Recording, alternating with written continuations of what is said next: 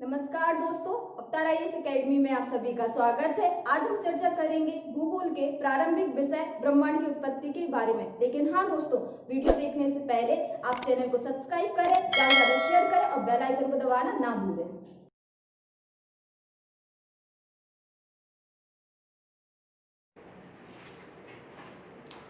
Good morning बच्चों। आज हम चर्चा करते हैं ब्रह्मांड के बारे में, यूनिवर्स अर्थात कॉस्मोस के बारे में। तो वो किसी भी विषय के बारे में पढ़ने, समझने, सोचने के पहले हम किताबों को पढ़ते हैं, ब्रह्मांड ऐसे हुआ होगा, ऐसे उसका जन्म हुआ होगा, ये हुआ होगा। ठीक है, अच्छा है, वैज्ञानिक आधार मिलता है। क्या आप कल्पना नहीं कर सकते हो? आप भी तो कल्पना कर सकते हो, जिस पृथ्वी पे हम रहते हैं एक्चुअल में वो पृथ्वी कैसी है। चलो पृथ्वी के बारे में कल्पना नहीं कर सकते हो, जिस घर में हम रहते हैं उसके बारे में तो कल्पना कर सकते हो। जिस गांव में हम रहते हैं, जिस शहर में रहते हैं उसके बारे में कल्पना कर सकते हैं। आप ये भी तो देख सकते हो अपने आसपास की चीजों में कि हमें जल मिलता है, ग्राउंड वाटर है हमारे पास भूमि का उच्चावच है। देखो पत्थर भी है, यानी रॉक्स भी है, देखो मिट्टी भी है। तो क्या ये कल्पना नहीं कर सकते कि ये जो पत्थर है, इस पत्थर के क्षरण से जो छोटे छोटे टुकड़े निकले होंगे उससे ये मिट्टी बनी होगी। इतना तो सोच ही सकते हैं।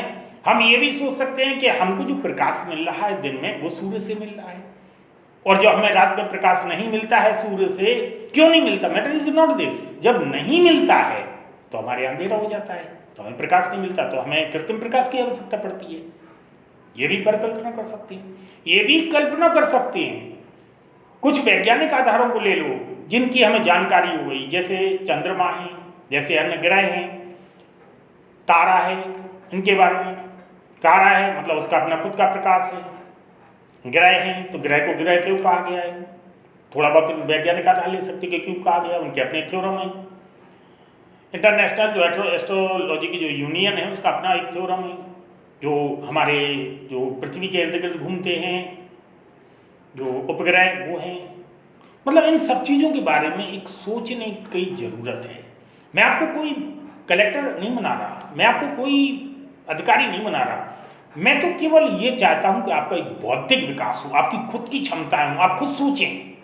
आप खुद सोचें कि मैं क्या कर सकता हूँ अपने बलबूते पे, बिना किसी सपोर्ट के। और मुझे सपोर्ट की जरूरत कब है, और आप व्यक्ति को तब सपोर्ट की जरूरत पड़ती है जैसे ही उसे सपोर्ट की जरूरत पड़ी और वो सहायता लेने लगा, तो इसका मतलब आप कमजोर हैं। आप पहले स्ट्रगल करें, पहले उससे लड़ें, उन समस्याओं से जूझें। जब आप देख लें कि मैं समस्याओं से नहीं निपट पा रहा हूँ, फिर आप सपोर्ट लें और आगे बढ़ जाएं। फिर आगे कहीं कोई प्रॉब्लम आती है फिर जूझें। ब्रह्मांड को हम इसी संदर्भ में देखते हैं। ब्रह्मांड को देखने के लिए, यानी कॉस्मोस को देखने के लिए, हमने उसकी उत्पत्ति के बारे में चर्चा करना है।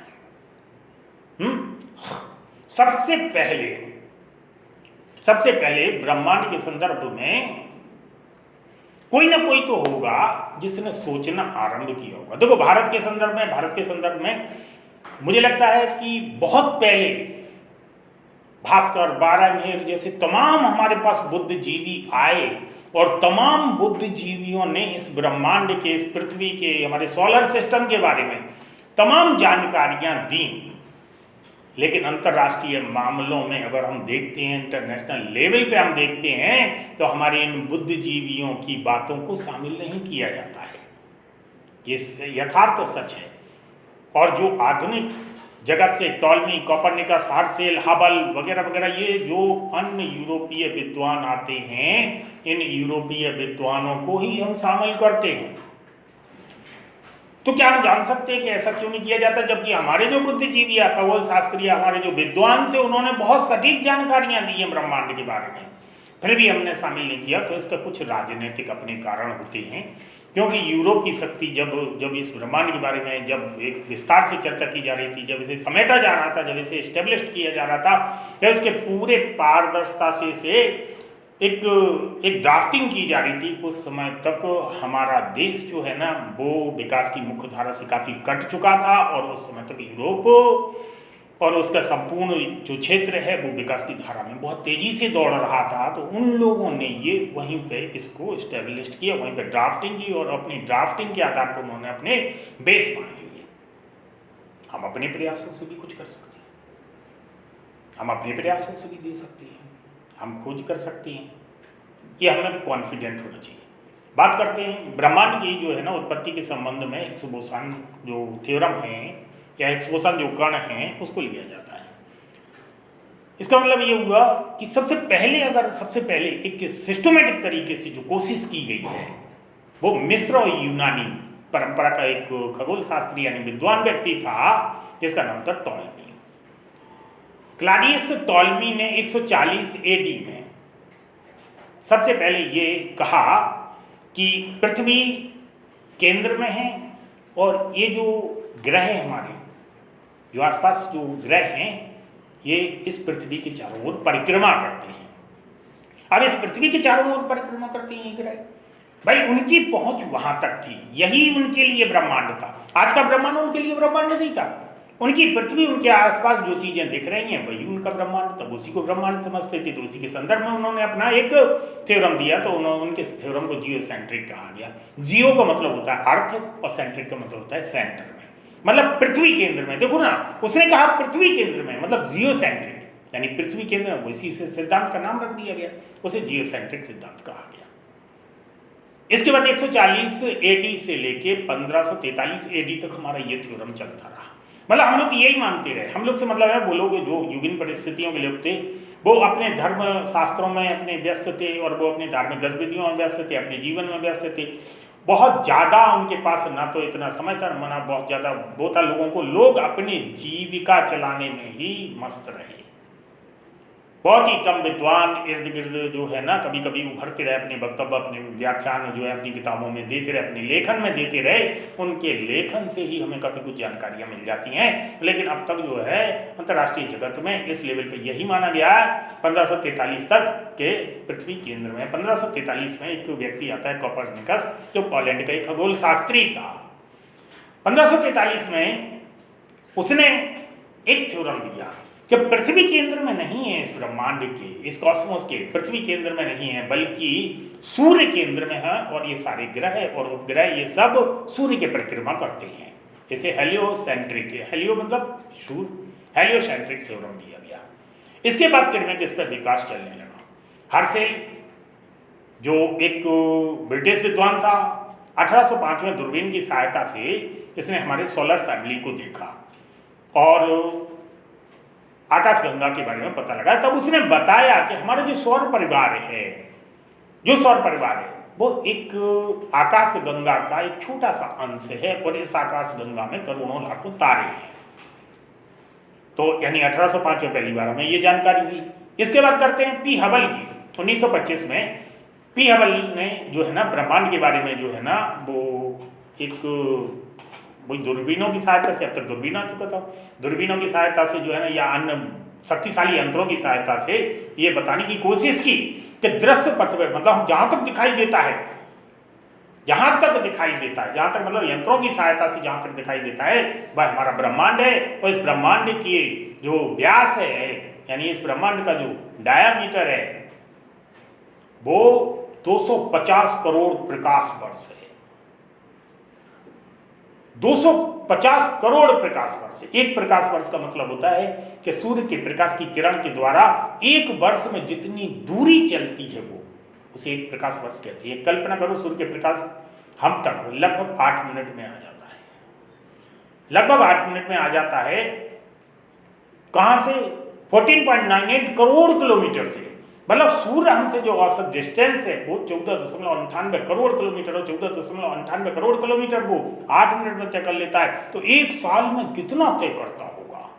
वो एक प्रकाश वर्ष है। ये तो 250 करोड़ प्रकाश वर्ष है। 250 भी है और करोड़ भी लगा है, यानी ये आपको कल्पनाओं के परे हो गया है। बात करते हैं बिग बैंग थ्योरम की। मतलब अब बात करते हैं कि पृथ्वी की उत्पत्ति कैसे हुई, तो एक जॉर्ज लेमेंटर नामक एक विद्वान हुआ करते थे 1960 से 60 और 70 के आसपास। उन्होंने एक थ्योरम दिया था पृथ्वी की उत्पत्ति के या इस पूरे ब्रह्मांड की उत्पत्ति के संदर्भ में, जिसे हमने जो है ना बिग बैंग थ्योरम कहा है।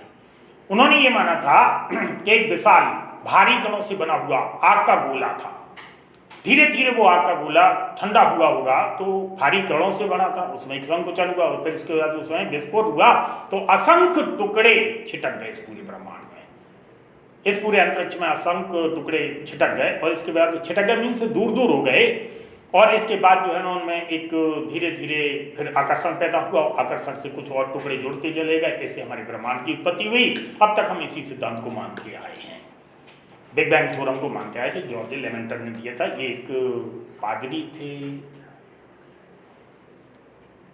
तो यहाँ पे हम देखते हैं कि पृथ्वी के संदर्भ में और क्या क्या जानकारियाँ हैं हमें, या और क्या जानकारियाँ हम इसको ले सकते हैं। तो सबसे पहले हम देखते हैं कि हमारे जो आकाशगंगा है, हमारा जो सूरज, हमारा एक सोलर पैनल है, पृथ्वी है। पृथ्वी जैसे 8 ग्रह हैं हमारे पास, और इन ग्रहों के उपग्रह हैं हमारे पास, और ये ग्रह सारे सूर्य की परिक्रमा करते हैं। देखो, उपग्रह उसको कहा जाता है जो ग्रह की परिक्रमा करता है, और ग्रह उसको कहा जाता है जो सूर्य की परिक्रमा करता है, लेकिन उसके अपने कुछ रूल्स होते हैं। देखो, एक अपने पाथ पर, एक वलयाकार तत्व इलिप्स पाथ पर जो चारों ओर परिक्रमा करते हैं सूर्य के, और किसी की ऑर्बिट को अवलेप नहीं करता है, मतलब किसी की कक्षा को नहीं काटता है, उसे हम ग्रह कहते हैं। देखो, यम जो है ना वो वरुण की कक्षा को काटता था, इसलिए ग्रह की श्रेणी में हमने ग्रह की श्रेणी से हटा के उसे क्षुद्र ग्रह बना दिया। क्षुद्र ग्रह मतलब ग्रह से छोटा। अगर हम बात करते हैं उपग्रह की, तो उपग्रह जो है ना ग्रह की परिक्रमा करता है, ये हम जानते हैं। कृत्रिम उपग्रह अलग होता है। मैं प्राकृतिक उपग्रह की बात करता हूँ, जैसे पृथ्वी का प्राकृतिक उपग्रह चंद्रमा है, ऐसे ही बहुत सारे ग्रहों के बहुत 65 70 तक उपग्रह हैं, इनका आकार भी अलग अलग है। इसके बाद अपन बात करते हैं कि जो हमारा सोलर फैमिली है, तो हमारी जो आकाशगंगा है उसे मंदाकिनी कहा जाता है। हमारी आकाशगंगा 3 भुजाओं की सर्पिल आकार की है। 3 भुजाओं की सर्पिल आकार से मतलब है कि उसकी ऐसी भुजाएं हैं। मैं तो ऑर्डिनरी एक वो बना रहा हूं। ये जो उसका केंद्र है इसे बल्ज कहते हैं। बल्ज का मतलब है यहाँ तारों का संकेंद्रण है, यहाँ तारों का संकेंद्रण है। और जो हमारा मिल्की वे है, जो हमारा जहां हमारा सोलर फैमिली है, वो सोलर फैमिली हमारा यहाँ पे है। हमारा सूर्य और उसकी ग्रह यहाँ पे है। सोलर फैमिली जो हमारा यहाँ पे है, यहाँ पे हम देखते हैं कि 1/3 जो हमारा जो ये पार्ट है, ये इसका जो भुजा है, इस भुजा के 1/3 पार्ट पर हम इधर हैं, और 2/3 पार्ट इसका ये है। मतलब हम इसके बल्ज से इतनी दूरी पर। तो आपने देखा होगा ऐसे ही देखो हमारा एक सूरज है, ऐसे ही इस भुजा में लाखों करोड़ों की संख्या में सोलर फैमिलियां हैं। ऐसे ही इस भुजा में लाखों करोड़ों की संख्या में सोलर फैमिलियां हैं, इसमें भी है।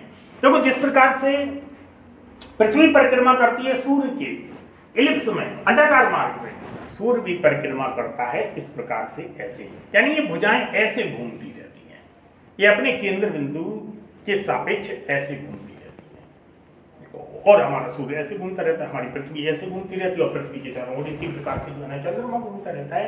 ये पूरा का पूरा ब्रह्मांड बैलेंस है, एक दूसरे के आकर्षण या प्रतिकर्षण से संतुलित है। और अगर इसका एक संतुलन टूट जाता है तो ये धीरे धीरे डिस्टर्ब होने लगेगा। हो सकता है कि ब्रह्मांड में एक बार फिर से कोई विस्फोट हो जाए हमारे सिस्टम में, जिससे हम परिचित हो सकते हैं, उसमें फिर से सिस्टम हो जाए। ऐसा नहीं है ब्रह्मांड में विस्फोट नहीं हो रहे हैं, ब्रह्मांड में विस्फोट लगातार चल रहे हैं, ये विस्फोट चलते रहते हैं, इनको सुना गया है अभी।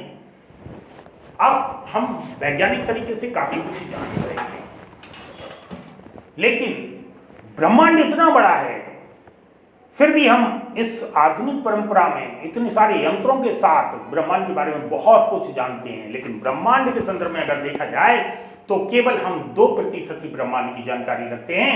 98% ब्रह्मांड अभी भी हमारे लिए अननोन है, अभी भी हम नहीं जानते हैं 98% ब्रह्मांड के बारे में। मतलब हमारे ब्रह्मांड में 100 अरब आकाशगंगाएं ऐसी, मतलब बल्ब हैं, तारे हैं, बल्ब में बहुत संकेंद्रण है तारों का। अगर हम इससे बात करते हैं तो करोड़ों अरबों तारे हैं। एंड्रोमेडा जो हमारी आकाशगंगा का ही एक मतलब एक ग्रुप है तारों का, जो 2 अरब प्रकाश वर्ष की दूरी पे है। और एक जो हमारा मिल्की वे है, मतलब रात को जो चमकने वाला जो एक ग्रुप है तारों का, वो मिल्की वे कहलाता है। मंदाकिनी का जो दायमी व्यास है उसे 1 लाख प्रकाश वर्ष के आसपास माना गया है कि हमारी मंदाकिनी का व्यास 1 लाख प्रकाश वर्ष है। प्रॉक्सिमा सेंचुरी सूर्य का जो निकटतम तारा है, जो प्रॉक्सिमा सेंचुरी कहलाता है। ओरियन नेबुला ये शीतल और चमकीले तारों का एक समूह है जो हमारी आकाशगंगा के और हमारी भुजा का एक पार्ट है। साइरस या डॉग स्टार 9 प्रकाश वर्ष की दूरी पे है अर्थ से, और इसका द्रव्यमान सूर्य से दुगना है और लगभग 20 गुना ज़्यादा चमक वाला है। मैं आपको बताऊंगा कि किसी भी तारे में चमक कैसे होती है, कोई ज़्यादा चमक का कैसे होता है, कोई कम चमक का कैसे होता है। मैं अगले चरण में आपको इस बात की जानकारी दूंगा। कोशिश करूंगा कि मैं बिल्कुल सिंपल तरीके से आपको बेहतर से बेहतर समझा सकूं। अगर हम बात करते हैं ब्रह्मांड की उत्पत्ति के संदर्भ में, तो एक जो नई आधुनिक परंपरा आई है, ब्रह्मांड के संदर्भ में जो पहला चरण आया था वो आइंस्टीन ने शुरू किया था। आइंस्टीन ने एक अपना एक थ्योरम, थोड़ा सा थीसिस लिखा था इसके संदर्भ में, और उन्होंने कहा था कि इस ब्रह्मांड की उत्पत्ति उस छोटे से छोटे कण से हुई होगी जिस छोटे से छोटे कण का अपना मास होगा, और जब उसका अपना मास होगा तो उसका अपना आकर्षण या प्रतिकर्षण भी होगा। यानी उस कण में क्या होगा, आकर्षण या प्रतिकर्षण होगा। उसी से ये कण जोड़ते चलेगा और फिर जोड़ते गया, धीरे धीरे फिर एक पिंड बना, फिर ऐसे कई पिंडों का निर्माण हुआ, ब्रह्मांड की उत्पत्ति हुई। बस आइंस्टीन महोदय इतना ही कह के इसके बाद जो है ना वो चले गए। बाद में आता है बोस का, जो एक भारतीय जो खगोल शास्त्री और वैज्ञानिक थे। बोस महोदय ने जो है ना इसके संदर्भ में ये कहा, इनकी मतलब आइंस्टीन की थ्योरम को आगे बढ़ाया, तो उसे बोसाइन सांख्यिकी नाम दे दिया गया विश्व के वैज्ञानिकों ने। बोसाइन सांख्यिकी का मतलब है कि इस थ्योरम पे काम करने का जो थ्योरम है या सिद्धांत है उसे बोसाइन कह दिया गया। इसके बाद पीटर हिग्स जो वैज्ञानिक थे या खगोल शास्त्री थे, उन्होंने इस पर काम करना शुरू किया। और जब वो पीटर हिग्स महोदय ने जब वो इस गॉड पार्टिकल को खोज लिया, तब फिर इस कण को नाम दे दिया गया हिग्स बोसान या गॉड पार्टिकल। पीटर हिग्स महोदय को इस उपलब्धि के लिए नोबेल पुरस्कार दिया गया था इस क्षेत्र में। अब बात आती है कि ये सब गतिविधियां हुई कैसे।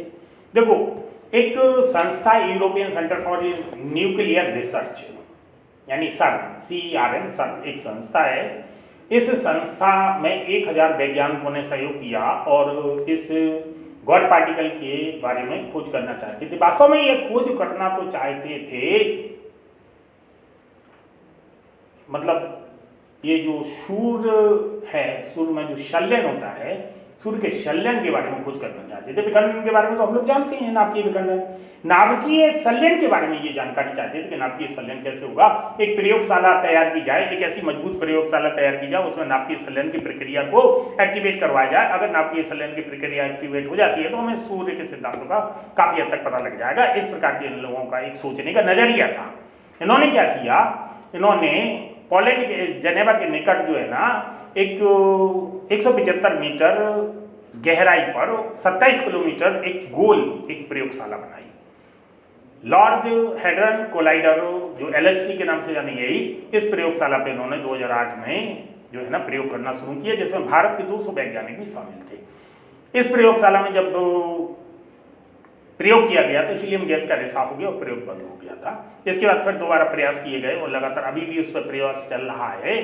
लेकिन इत्तेफाक से क्या हुआ, इत्तेफाक से हमें गॉड पार्टिकल मिल गया। इसमें पीटर हिग्स उसके जो हैंडलर थे, आई मीन हैंडल कर रहे थे, तो इस पे जो है ना हमें गॉड पार्टिकल मिल गया और गॉड पार्टिकल की इस प्रकार से खोज हुई। और हम पृथ्वी की उत्पत्ति के संदर्भ में अब तक तो यही मानते हैं कि ये जो पृथ्वी की उत्पत्ति हुई, ये पूरे ब्रह्मांड की उत्पत्ति हुई है, इस संदर्भ में जो भाई छोटे से छोटा कण रहा होगा जिसका संकेंद्रण हुआ और जो आपस में मिला और बहुत तेज उससे प्रकाश छूटा होगा, और इसके बाद जो है ना ये ब्रह्मांड की खोज हो गई या उत्पत्ति हो गई, इस प्रकार से हम इसे मान सकते हैं।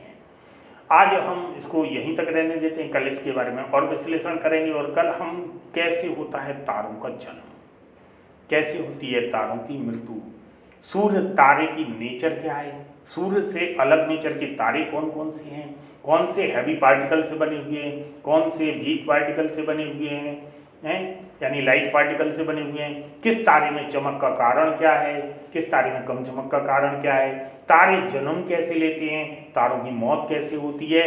बहुत अच्छे तरीके से कोशिश करूंगा कि आपके अपने जो डेली लाइफ का प्रैक्टिकल है उस डेली लाइफ के प्रैक्टिकल में ही ढाल दूं, जिससे आपको रटने की जरूरत ना पड़े तारों की उत्पत्ति के संदर्भ में। तो कल आपसे मिलते हैं, तब तक के लिए हमें आशा है दोस्तों हमारी वीडियो आप सबको पसंद आई होगी। वीडियो से संबंधित आपको जो भी प्रॉब्लम है आप कमेंट बॉक्स में मेंशन कर सकते हैं। वीडियो को ज़्यादा से ज़्यादा लाइक करें। धन्यवाद।